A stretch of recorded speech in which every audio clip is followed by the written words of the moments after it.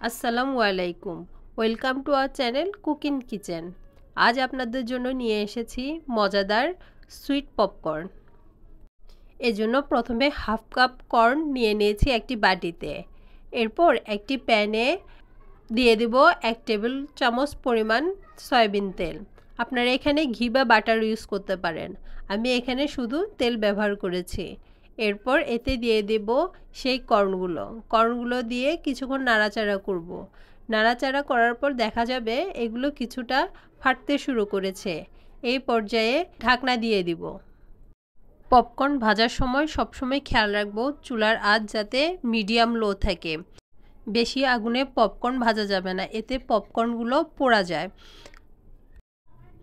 অল্প আঁচে 2-3 মিনিট ভাজার পর দেখা যাবে পপকর্নগুলো ফাটতে শুরু করেছে।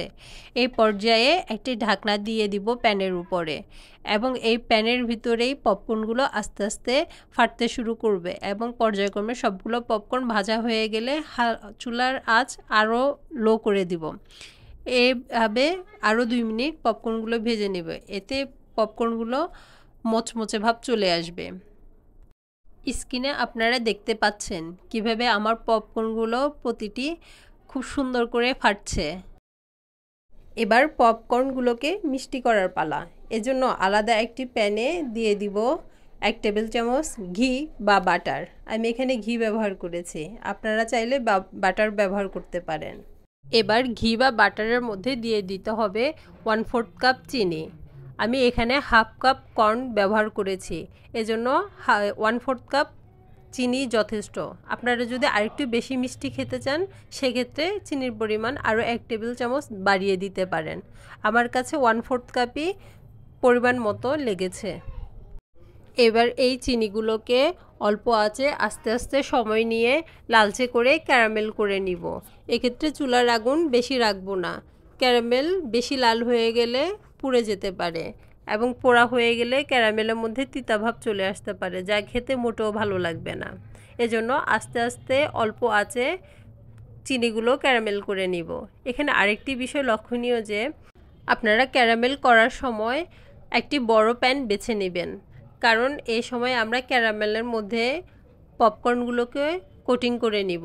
এক্ষেত্রে ছোট পাতিল হলে কোটিং ভালো হবে না, এজন্য আমি পরিমাণ মতো একটি বড় পাতিল বেছে নিয়েছি এবং ওই পাতিলের মধ্যেই ক্যারামেল করে নিয়েছি। ক্যারামেলের রং যখন একটু লালচে বর্ণ হবে তখন এর মধ্যে দিয়ে দিব সেই ভেজে রাখা পপকর্নগুলো।